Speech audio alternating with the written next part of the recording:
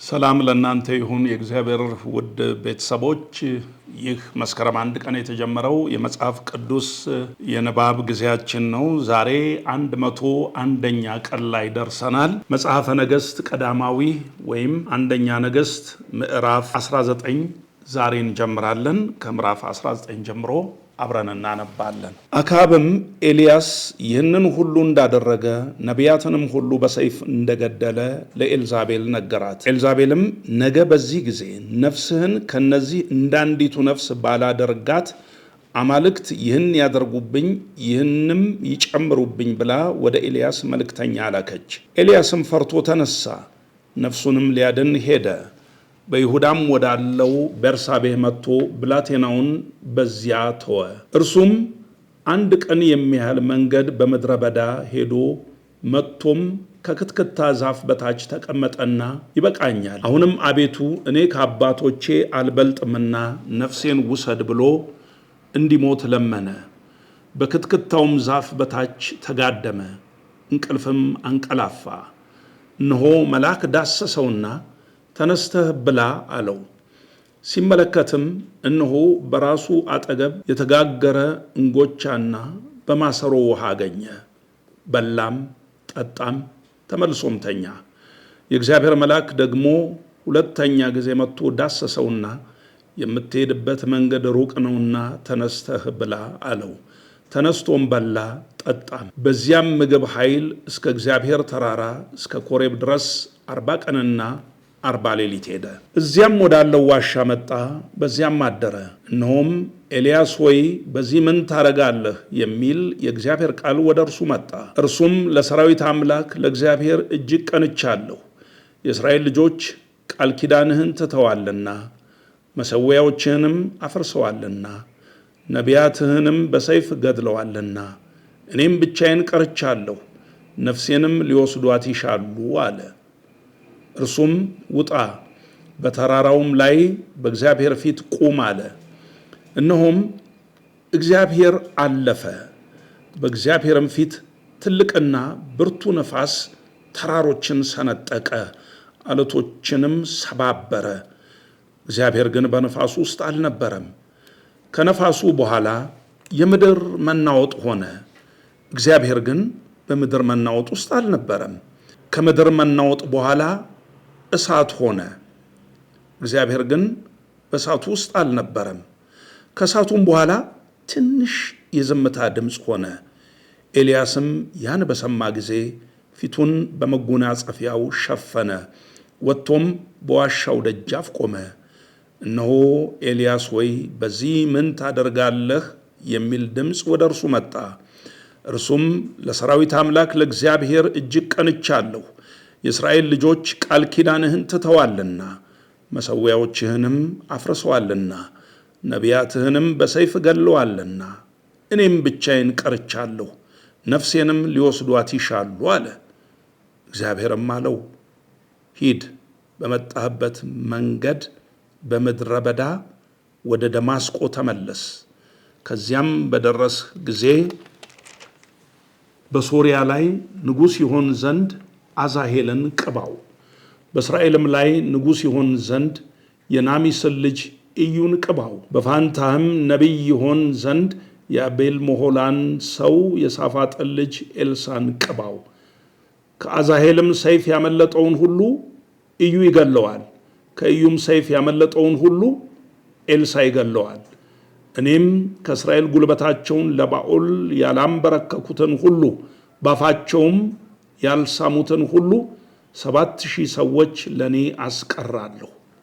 ከዚያም ሄደ፣ የሳፋጥን ልጅ ኤልሳን በ12 ጥማድ በሬዎች ሲያርስ እርሱም ከ12ኛው ጋር ሆኖ አገኘው። ኤልሳም ወደ እርሱ አልፎ መጎናጸፊያውን ጣለበት፣ በሬዎቹንም ተወ። ከኤልሳም በኋላ ሮጠ። አባቴንና እናቴን ስማቸው ዘንድ ባክህ ተወኝ፣ ከዚያም በኋላ እከተልሃለሁ አለው። እርሱም ሂድና ተመለስ፣ ምን አድርጌሃለሁ አለው። ከእርሱም ዘንድ ተመልሶ 2 በሬዎች ወስዶ አረዳቸው፣ ስጋቸውንም በበሬዎቹ ዕቃ ቀቀለው፣ ለሕዝቡም ሰጣቸው፣ በሉም።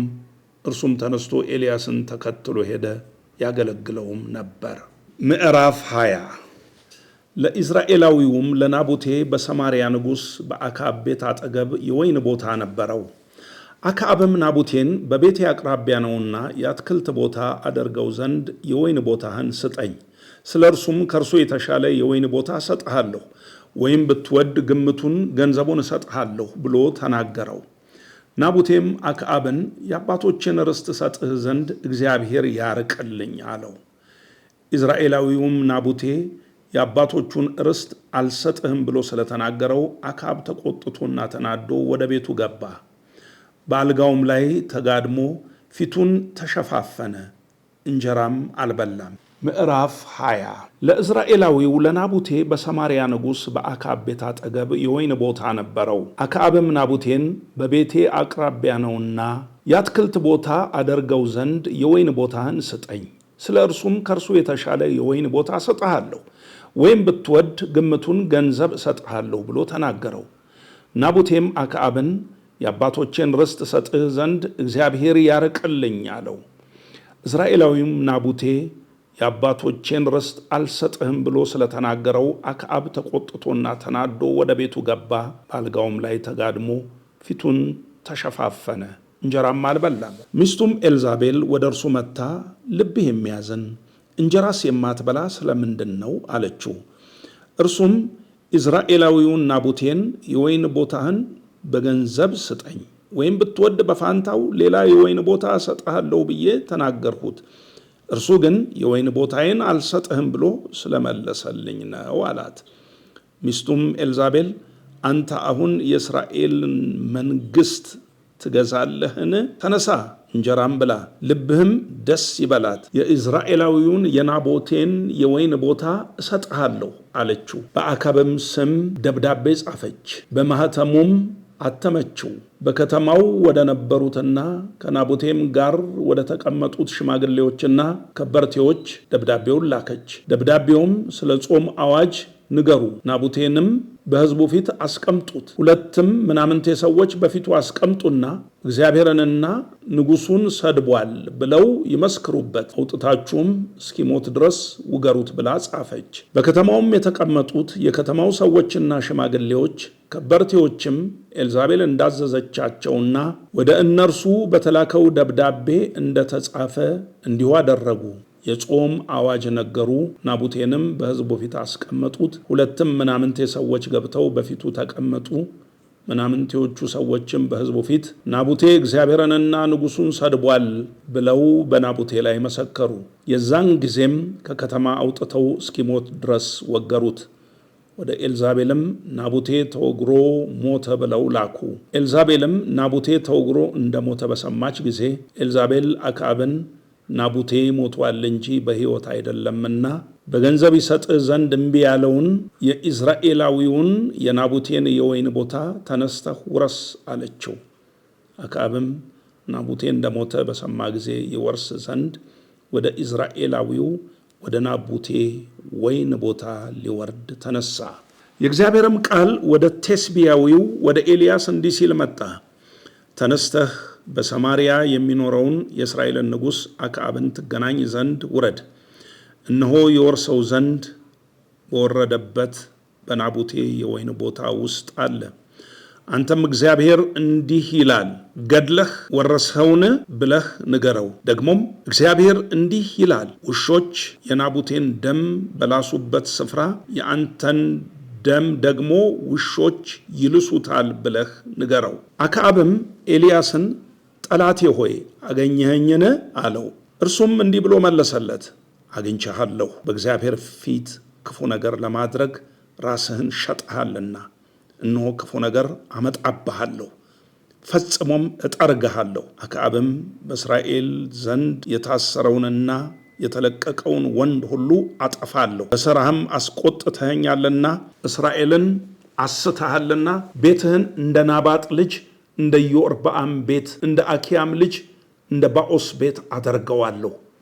ደግሞ እግዚአብሔር ስለ ኤልዛቤል በእስራኤል ቅጥር አጠገብ ኤልዛቤልን ውሾች ይበሏታል ብሎ ተናገረ። ከአክዓብም ወገን በከተማይቱ ውስጥ የሞተውን ውሾች ይበሉታል፣ በሜዳውም የሞተውን የሰማይ ወፎች ይበሉታል። በእግዚአብሔር ፊት ክፋት ለመስራት ራሱን እንደሸጠ ሚስቱም ኤልዛቤል እንደነዳቸው እንደ አካብ ያለ ሰው አልነበረም። እግዚአብሔር ከእስራኤል ልጆች ፊት ያጠፋቸው አሞራውያን እንደሰሩት ሁሉ ጣዖታትን በመትከል እጅግ ርኩስ ነገር ሰራ። አክዓብም ይህን ቃል በሰማ ጊዜ ልብሱን ቀዶ ገላውን ማቅ አለበሰ፣ ጾመም፣ በማቅ ላይም ተኛ፣ ቅስስ ብሎም ሄደ። ደግሞም አክዓብ በፊቴ እንደተዋረደ አየህን? በፊቴ የተዋረደ ስለሆነ በልጁ ዘመን በቤቱ ላይ ክፉ ነገር አመጣለሁ እንጂ በእርሱ ዘመን ክፉ ነገር አላመጣም የሚል የእግዚአብሔር ቃል ወደ ቴስቢያዊው ወደ ኤልያስ መጣ። ምዕራፍ 21 የሶርያም ንጉሥ ወልዳዴር ጭፍራውን ሁሉ ሰበሰበ። ከእርሱም ጋር 32 ነገሥታት ነበሩ፣ ፈረሶችና ሰረገሎችም ነበሩ። ወጥቶም ሰማርያን ከበበ፣ ወጋትም። ወደ እስራኤልም ንጉሥ ወደ አክዓብ ወልደ አዴር እንዲህ ይላል፣ ብርህና ወርቅህ ለኔ ነው፣ ሴቶችህና መልካሞቹ ልጆችህም ለኔ ናቸው ብሎ ወደ ከተማይቱ መልእክተኞችን ላከ። የእስራኤልም ንጉሥ መልሶ ጌታዬ ንጉሥ ሆይ አንተ እንዳልህ ነው፣ እኔ ለኔም የሆነው ሁሉ ያንተ ነው አለ። ደግሞም መልእክተኞች ተመልሰው ወልደ አዴር እንዲህ ይላል፣ ቀድሞ ብርህንና ወርቅህን ሴቶችህንና ልጆችህንም ትሰጠኛለህ ብዬ ልኬብህ ነበር። ነገም በዚህ ጊዜ ባሪያዎችን እልክብሃለሁ፣ ቤትህንም የባሪያዎችህንም ቤቶች ይበረብራሉ፣ ደስ የሚያሰኛቸውንም ሁሉ በእጃቸው አድርገው ይወስዳሉ አለ። የእስራኤልም ንጉሥ የአገሩን ሽማግሌዎች ሁሉ ጠርቶ ተመልከቱ፣ ይህም ሰው ክፉ እንዲሻ እዩ። ስለ ሴቶቼ፣ ስለ ልጆቼ፣ ስለ ብሬና ወርቄም ላከብኝ፣ እምቢም አላልሁም አለ። ሽማግሌዎቹም ሁሉ ሕዝቡም ሁሉ አትስማው፣ እሽም አትበለው አሉት።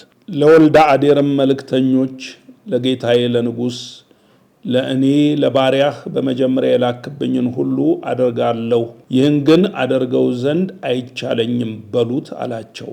መልእክተኞቹም ተመልሰው ይህን አወሩለት።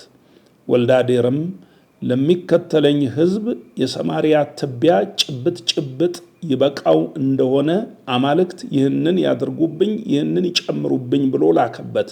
የእስራኤልም ንጉሥ መልሶ በቃ ለሰልፍ የሚታጠቅ ጋሻ ጦሩን እንደሚያወልቅ አይመካ አለው። ወልደ አዴርም ያን ነገር በሰማ ጊዜ ከነገሥታቱ ጋር በድንኳን ውስጥ ይጠጣ ነበር። ባሪያዎቹንም ተሰለፉ አላቸው። እነርሱም በከተማይቱ ትይዩ ተሰለፉ። እነሆ ነቢይ ወደ እስራኤል ንጉሥ ወደ አክዓብ ቀርቦ እግዚአብሔር እንዲህ ይላል፣ ይህንን ብዙ ጭፍራ ሁሉ ታያለህን? እነሆ ዛሬ በእጅህ አሳልፌ እሰጠዋለሁ፣ እኔም እግዚአብሔር እንደሆንሁ ታውቃለህ አለ። አክዓብም በማን አለ። እርሱም እግዚአብሔር እንዲህ ይላል፣ በአውራጆቹ አለቆች ጎልማሶች አለ። እርሱም ሰልፉን ማን ይጀምር አለ። እርሱም አንተ አለው። የአውራጆቹንም አለቆች ጎልማሶች ቆጠረ፣ 232 ነበሩ። ከነርሱም በኋላ ሕዝቡን ሁሉ የእስራኤል ልጆች ሁሉ ቆጠረ፣ 7,000 ነበሩ። ቀትርም በሆነ ጊዜ ወጡ። ወልደ አዴር ረዳቶቹም 32 ነገሥታት እየጠጡ በድንኳን ውስጥ ይሰክሩ ነበር። የአውራጆቹም አለቆች ጎልማሶች አስቀድመው ወጡ። ወልደ አዴርም መልእክተኞችን ላከ። እነርሱም ሰዎች ከሰማርያ ወጥተዋል ብለው ነገሩት። እርሱም ለርቅ ወይም ለሰልፍ መጥተው እንደሆነ በሕይወታቸው ያዟቸው አለ። እነዚህም የአውራጆች አለቆች ጎልማሶች ከከተማይቱ ወጡ፣ ሰራዊትም ተከተላቸው። ሁሉም በእያንዳንዱ በፊቱ የነበረውን ሰው ገደለ። ሶርያውያንም ሸሹ፣ እስራኤልም አሳደዷቸው። የሶርያም ንጉሥ ወልደ አዴር በፈረሱ አመለጠ። የእስራኤል ንጉሥም ወጥቶ ፈረሶቹንና ሰረገሎቹን ያዘ፣ ሶርያውያንንም በታላቅ ውጊት ገደላቸው። ነቢዩም ወደ እስራኤል ንጉሥ ቀርቦ የሶርያ ንጉሥ በሚመጣው ዓመት ይመጣብሃልና ሂድ፣ በርታ፣ የምታደርገውንም ተመልከትና እወቅ አለው። የሶርያም ንጉሥ ባሪያዎች እንዲህ አሉት፣ አምላካቸው የተራሮች አምላክ ነው። ስለዚህ በርትተውብን ነበር። ነገር ግን በሜዳ ላይ ከነርሱ ጋር ብንዋጋ በእርግጥ እንበረታባቸዋለን። ይህንም አድርግ፣ ከጭፍሮችህ ነገሥታቱን አርቅ፣ በፋንታቸውም አለቆችን ሹም። አንተም በቀድሞ እንደጠፋብህ ሰራዊት ፈረሱን በፈረስ ፋንታ፣ ሰረገላውንም በሰረገላ ፋንታ፣ ሰራዊትንም ቁጥር በሜዳ ላይ ከነርሱ ጋር እንዋጋለን፣ በእርግጥ እንበረታባቸዋለን። ምክራቸውንም ሰማ፣ እንዲሁም አደረገ። በሚመጣው ዓመት ወልደ አዴር ሶርያውያንን አሰለፈ፣ ከእስራኤልም ጋር ይዋጋ ዘንድ ወደ አፌቅ ወጣ። የእስራኤልም ልጆች ተሰለፉ፣ ሊገጥሟቸውም ወጡ። የእስራኤልም ልጆች እንደ ሁለት ትናንሾች የፍየል መንጋዎች ሆነው በፊታቸው ሰፈሩ። ሶርያውያን ግን ምድሩን ሞልተው ነበረ።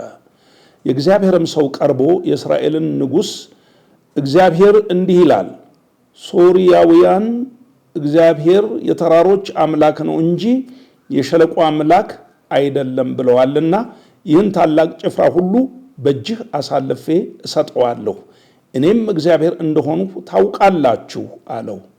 እነዚህም በእነዚያ ትይዩ 7 ቀን ያህል ሰፈሩ። በሰባተኛውም ቀን ተጋጠሙ። የእስራኤልም ልጆች ከሶርያውያን በአንድ ቀን 100,000 እግረኛ ገደሉ።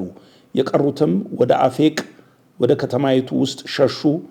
ቅጥሩም በቀሩት በ27,000 ሰዎች ላይ ወደቀ።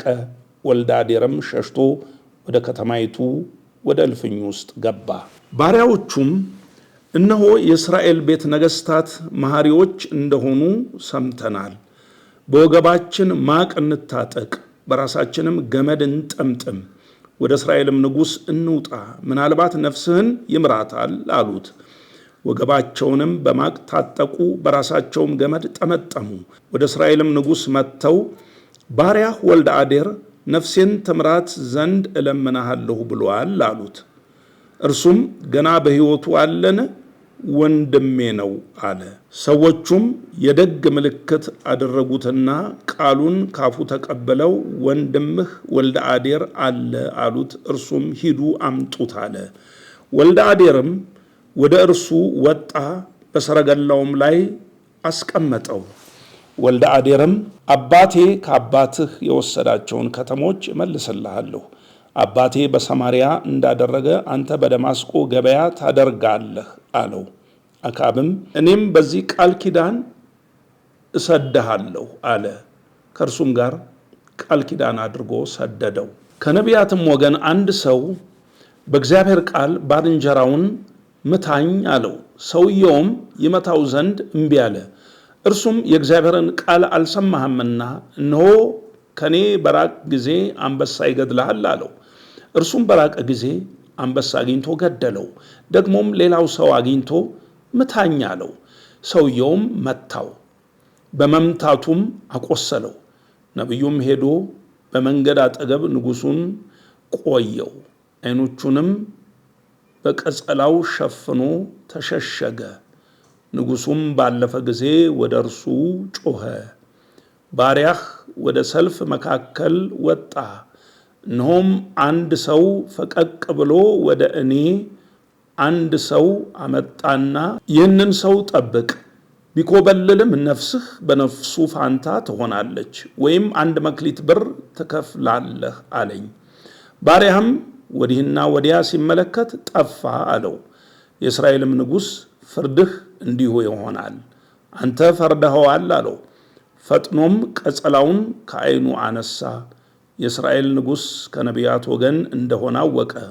እርሱም እግዚአብሔር እንዲህ ይላል፣ እኔ እርም ያልሁትን ሰው ከእጅህ አውጥተሃልና ነፍስህ በነፍሱ ፋንታ ሕዝብህም በሕዝቡ ፋንታ ይሆናሉ አለው። የእስራኤል ንጉሥ እየተቆጣና እየተናደደ ወደ ቤቱ ተመለሰ፣ ወደ ሰማርያም መጣ። ምዕራፍ 22 ሶርያና እስራኤልም ሳይዋጉ 3 ዓመት ተቀመጡ። በሦስተኛውም ዓመት የይሁዳ ንጉሥ ኢዮሳፍጥ ወደ እስራኤል ንጉሥ ወረደ። የእስራኤልም ንጉሥ ባሪያዎቹን ሬማት ዘገለዓድ የእኛ እንደሆነች እኛም ከሶርያ ንጉሥ እጅ ሳንወስዳት ዝም እንዳልን ታውቃላችሁን? አላቸው። ኢዮሳፍጥንም በሬማት ዘገለዓድ እንዋጋ ዘንድ ከኔ ጋር ትመጣለህን? አለው። ኢዮሳፍጥም የእስራኤልን ንጉሥ እኔ እንደ አንተ፣ ሕዝቤም እንደ ሕዝብህ፣ ፈረሶቼም እንደ ፈረሶችህ ናቸው አለው። ኢዮሳፍጥም የእስራኤልን ንጉሥ የእግዚአብሔርን ቃል አስቀድመ ትጠይቅ ዘንድ እለምንሃለሁ አለው። የእስራኤልም ንጉሥ ነቢያቶቹን 400 የሚያህሉትን ሰዎች ሰብስቦ ወደ ሬማት ዘገለዓድ ለሰልፍ ልሂድን ወይስ ልቅር አላቸው። እነርሱም እግዚአብሔር በንጉሥ እጅ አሳልፎ ይሰጣታልና ውጣ አሉት። ኢዮሳፍጥ ግን እንጠይቀው ዘንድ ሌላ የእግዚአብሔር ነቢይ በዚህ አይገኝምን? አለ። የእስራኤልም ንጉሥ ኢዮሳፍጥን እግዚአብሔርን የምንጠይቅበት የይምላ ልጅ ሚክያስ የሚባል አንድ ሰው አለ፣ ነገር ግን ክፉ እንጂ መልካም ትንቢት አይናገርልኝምና እጠለዋለሁ አለው። ኢዮሳፍጥም ንጉሥ እንዲህ አይበል አለ። የእስራኤልም ንጉሥ አንዱን ጃንደረባ ጠርቶ የይምላን ልጅ ሚክያስን ፈጥነህ አምጣ አለው። የእስራኤል ንጉሥና የይሁዳ ንጉሥ ኢዮሳፍጥ ልብሰ መንግሥት ለብሰው በሰማርያ በር መግቢያ አጠገብ በአደባባይ በዙፋኖቻቸው ላይ ተቀምጠው ነበር። ነቢያቶቹም ሁሉ በፊታቸው ትንቢት ይናገሩ ነበር። የከነዓን ልጅ ሴዴቅያስም የብረት ቀንዶች ሰርቶ እግዚአብሔር እንዲህ ይላል እስኪጠፉ ድረስ በእነዚህ ሶርያውያን ትወጋለህ አለ። ነቢያትም ሁሉ እግዚአብሔር በንጉሡ እጅ አሳልፎ ይሰጣታልና ወደ ሬማት ዘገለዓድ ሂድና ተከናወን እያሉ እንዲህ ትንቢት ይናገሩ ነበር። ሚክያስን ሊጠራ የሄደ መልእክተኛ እነሆ ነቢያት ሁሉ በአንድ አፍ ሆነው ለንጉሥ መልካምን ይናገራሉ፣ ቃልህም እንደ ቃላቸው እንዲሆን መልካም እንድትናገር እለምንሃለሁ አለው። ሚክያስም ሕያው እግዚአብሔርን እግዚአብሔር የሚነግረኝን እርሱን እናገራለሁ አለ። ወደ ንጉሡም በመጣ ጊዜ ንጉሡ ሚክያስ ሆይ ወደ ሬማት ዘገለዓድ ለሰልፍ እንሂድን ወይስ እንቅር አለው። እርሱም ውጣና ተከናወን፣ እግዚአብሔርም በንጉሥ እጅ አሳልፎ ይሰጣታል ብሎ መለሰለት። ንጉሡም ከእውነት በቀር በእግዚአብሔር ስም እንዳትነግሩኝ ስንት ጊዜ አምልሃለሁ? ንጉሡም ከእውነት በቀር በእግዚአብሔርም ስም እንዳትነግረኝ ስንት ጊዜ አምልሃለሁ አለው። እርሱም እስራኤል ሁሉ ጠባቂ እንደሌላቸው በጎች በተራሮች ላይ ተበትነው አየሁ። እግዚአብሔርም ለነዚህ ጌታ የላቸውም፣ እያንዳንዱም በሰላም ወደ ቤቱ ይመለስ አለ ብሎ ተናገረ። የእስራኤልም ንጉሥ ኢዮሳፍጥን ክፉ እንጂ መልካም እንደማይናገርልኝ አላልሁህምን? አለው። ሚክያስም አለ እንግዲህ የእግዚአብሔርን ቃል ስማ። እግዚአብሔር በዙፋኑ ተቀምጦ የሰማይም ሰራዊት ሁሉ በቀኙና በግራው ቆመው አየሁ። እግዚአብሔርም ወጥቶ በሬማት ዘገለዓድ ይወድቅ ዘንድ አክዓብን የሚያሳስት ማን ነው አለ። አንዱም እንዲህ ያለ ነገር፣ ሌላውም እንዲህ ያለ ነገር ተናገረ። መንፈስም ወጣ፣ በእግዚአብሔርም ፊት ቆሞ እኔ አሳስተዋለሁ አለ። እግዚአብሔርም በምን አለው። እርሱም ወጥቼ በነቢያት ሁሉ አፍ ሐሰተኛ መንፈስ እሆናለሁ አለ። እግዚአብሔርም ማሳሳትስ ታሳስተዋለህ፣ ይሆንልሃልም፣ ውጣ እንዲህም አደርግ አለ። አሁንም እነሆ እግዚአብሔር በእነዚህ በነቢያት ሁሉ አፍ ሐሰተኛ መንፈስ አድርጓል፣ እግዚአብሔርም በላይህ ክፉ ተናግሮብሃል። የአክዓብም ልጅ ሴዴቅያስ ቀረበ፣ ሚክያስንም ጉንጩን በጥፊ መታውና አንተን ሊናገር የእግዚአብሔር መንፈስ በምን መንገድ ከኔ አለፈ አለ። ሚክያስም እነሆ በዚያን ቀን ልትሸሸግ ወደ እልፈኝህ በሄድክ ጊዜ ታያለህ አለ። የእስራኤልም ንጉሥ ሚክያስን ውሰዱ፣ ወደ ከተማይቱም ሹም ወደ አሞን ወደ ንጉሡም ልጅ ወደ ኢዮአስ መልሳችሁ ንጉሡ እንዲህ ይላል፣ በደህና እስክመለስ ድረስ ይህን ሰው በግዞት አኑሩት፣ የመከራም እንጀራ መግቡት፣ የመከራም ውሃ አጠጡት በሉ አለ። ሚክያስም በደህና ብትመለስ እግዚአብሔር በእኔ የተናገረ አይደለም አለ። ደግሞም አሕዛብ ሁሉ ሆይ ስሙኝ አለ። የእስራኤልም ንጉሥና የይሁዳ ንጉሥ ኢዮሳፍጥ ወደ ሬማት ዘገለዓድ ወጡ። የእስራኤልም ንጉሥ ኢዮሳፍጥን ልብሴን ለውጬ ወደ ሰልፍ እገባለሁ፣ አንተ ግን ልብስህን ልበስ አለው። የእስራኤልም ንጉሥ ልብሱን ለውጦ ወደ ሰልፍ ገባ። የሶርያም ንጉሥ 32ቱን የሰረገሎች አለቆች ከእስራኤል ንጉሥ በቀር ታናሽ ቢሆን ወይም ታላቅ ከማናቸውም ጋር አትግጠሙ ብሎ አዞ ነበር። የሰረገሎች አለቆችም ኢዮሳፍጥን ባዩ ጊዜ በእውነት የእስራኤል ንጉሥ ነው አሉ። ይገጥሙትም ዘንድ ከበቡት። ኢዮሳፍጥም ጮኸ። የሰረገሎች አለቆች የእስራኤል ንጉሥ እንዳልሆነ ባዩ ጊዜ እርሱንም ከማሳደድ ተመለሱ። አንድ ሰውም ቀስቱን ድንገት ገትሮ የእስራኤልን ንጉሥ በጥሩር ልብስ መጋጠሚያ በኩል ወጋው። ሰረገለኛውንም መልሰህ ንዳ፣ ተወግቻለሁና ከሰልፍ ውስጥ አውጣኝ አለው። በዚያም ቀን ሰልፍ በረታ። ንጉሥም በሶርያውያን ፊት በሰረገላው ላይ ተደግፎ ነበር። ማታም ሞተ። የቁስሉም ደም በሰረገላው ውስጥ ፈሰሰ። በሰራዊቱም መካከል ፀሐይ ስትገባ ንጉሡ ሞቷልና እያንዳንዱ ወደ ከተማው እያንዳንዱም ወደ አገሩ ይሂድ የሚል ጩኸት ሆነ። ወደ ሰማርያም መጡ። ንጉሥንም በሰማርያ ቀበሩት። አመንዝሮች በታጠቡባት በሰማርያ ኩሬ ሰረገላውን አጠቡት። እግዚአብሔርም እንደተናገረው ቃል ውሾች ደሙን ላሱት። የቀረውም የአካብ ነገር ያደረገውም ሁሉ ከዝሆን ጥርስም የሰራው ቤት የሰራቸውም ከተሞች ሁሉ በእስራኤል ነገሥታት ታሪክ መጽሐፍ የተጻፈ አይደለምን? አካብም ከአባቶቹ ጋር አንቀላፋ፣ በእርሱ ፋንታ ልጁ አካዝያስ ነገሰ። አክዓብም በነገሰ በአራተኛው ዓመት የአሳ ልጅ ኢዮሳፍጥ በይሁዳ ላይ ነገሰ። ኢዮሳፍጥ መንገስ በጀመረ ጊዜ የ35 ዓመት ጎበዝ ነበረ። በኢየሩሳሌምም 25 ዓመት ነገሰ። የእናቱም አዙባ የተባለች የሺልሂ ልጅ ነበረች። በአባቱም በአሳ መንገድ ሁሉ ሄደ፣ ከእርሱም ፈቀቅ አላለም። በእግዚአብሔርም ፊት ቅን አደረገ። ነገር ግን በኮረብቶች ላይ ያሉትን መስገጃዎች አላራቅም። ሕዝቡ ገና በኮረብቶች ላይ ባሉት መስገጃዎች ይሰዋና ያጥን ነበር። ኢዮሳፍጥም ከእስራኤል ንጉሥ ጋር ታረቀ።